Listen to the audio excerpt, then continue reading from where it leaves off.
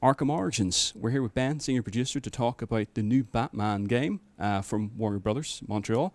Thank you very much indeed for joining us.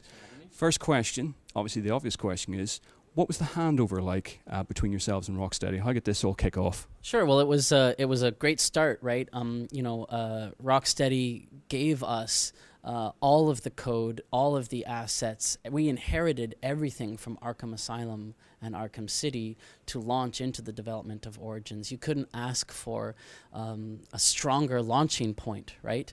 And so that was a wonderful place to start from. And then from there, we were given, just this incredible creative liberty to tell our story, to make our game within the Arkham universe. As you know, given the title, Arkham Origins, we have definitely focused on the early career Batman, the origins of this character, and some of the absolutely pivotal foundational moments that we think shape him and created the Batman that players obviously know and love from Asylum and City.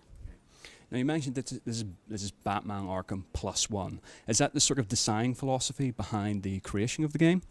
I mean, what was absolutely important to us is that it feel true to Arkham, and that it is our game, that it has new content, it has new gadgets, new enemies, newness that makes it feel like a new experience, that you are getting plenty of systems and stuff and content to sink your teeth into, but all of this being framed very carefully with this sort of fanatical attention to, is it Arkham, right?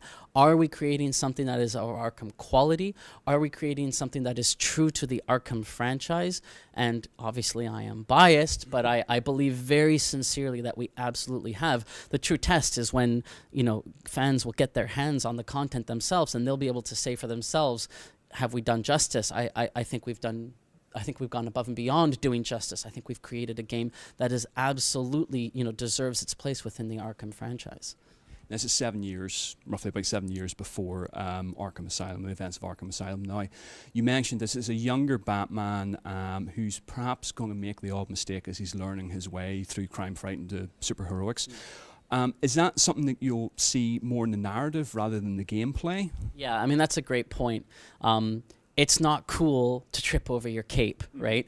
It's not cool to get stabbed in the leg when you're trying to save someone. That's not an empowering, heroic Batman.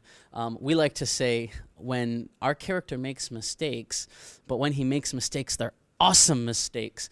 When he chokes that guy out to get that information out of him, he chokes that guy so hard the guy passes out. And then he's got to figure out a way to wake that guy up and extract the information out of him. You don't leave that feeling like, oh man, I suck. You leave that feeling like, wow, am I ever awesome?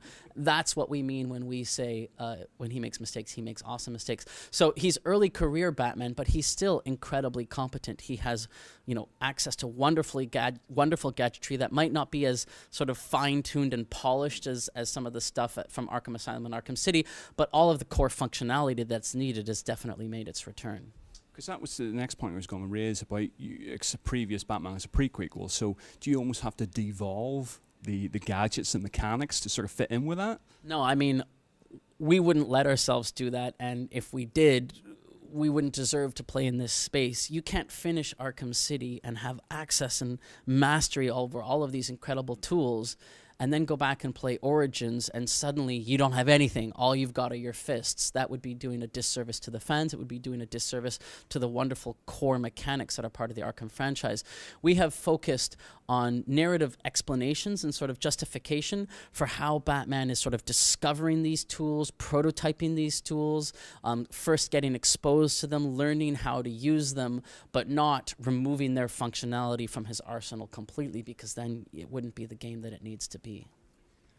Just to sort of touch upon, certainly you said you're sort of changing the upgrade system and everything in XP, and one of the systems you have in place is the crime in progress, which allows you to sort of see stuff while you're traveling across Gotham. Now, you mentioned previously that there's some of those crime in progresses that you mightn't actually be able to tackle because your XP wouldn't be enough. Can you sort of expand on how that works? Yeah, sure. I mean, imagine this situation. You're running through the world, and there's a gang fight happening down in the streets below, and you jump down into the world and you start fighting into this gang fight, and you find it too difficult, right? You are being overcome because maybe it's early in the game, maybe you haven't quite mastered a particular move, maybe you haven't unlocked a particular gadget or a particular upgrade.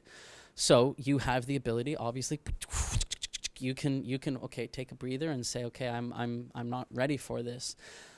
As you progress through the game, you have unlocks, you have abilities that allow you to progress, that allow you to unlock new abilities, and we believe we have developed a lot of systems that will help players master these core mechanics that they do have access to even from the beginning of the game, but maybe have not fully understood the depth of those systems. And so at a later point in time, whether it be because they're now a black belt in Batman, because they've unlocked some new gadgets, because whatever the case might be, should a similar situation arrive, a similar crime in progress unfold, maybe two different gangs are fighting this time, when you do in fact jump down into that situation, you'll probably find yourself much better armed, much better positioned to take advantage of that. That's an example and how it plays out. And there are, use your imagination as to sort of other ways that that kind of situation can manifest itself through the open world gameplay. There might be situations where you need a particular gadget in order to, take down a certain area or unlock a certain area or uncover a certain secret or whatever the case might be. And then you're going to have a very strong understanding of what you need to do in order to get that gadget. You'll be able to set in your own mind what steps you need to take. You're going to pursue those steps. And then, of course, you're going to return to the situation where you're going to do whatever it is you need to do. Talking about open world, so we're back in Gotham City. This is twice the size as the play area of Arkham City.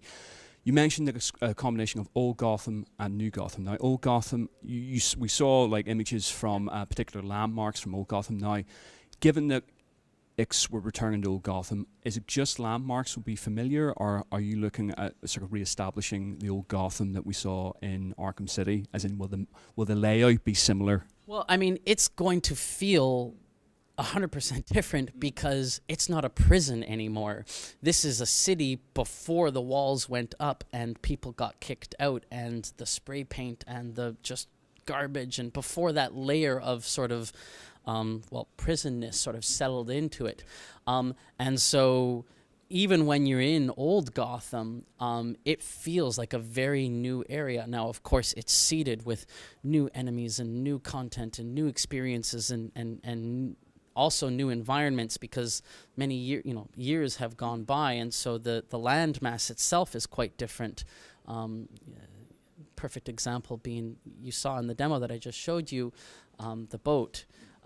That's the flooded area, right? That area was all below water in Arkham City. Obviously, we've brought it above water. We've built all of that place out.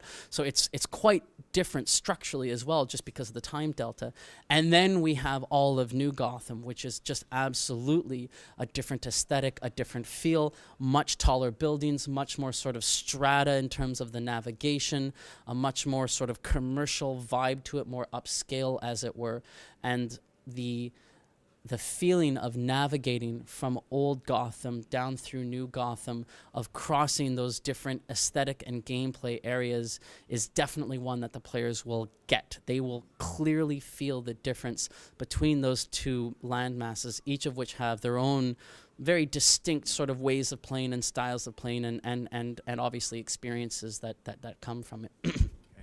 And sort of in closing, another obvious question that's going to be asked at this particular point of the generational cycle: Xbox 360, Wii U, PS3, next gen?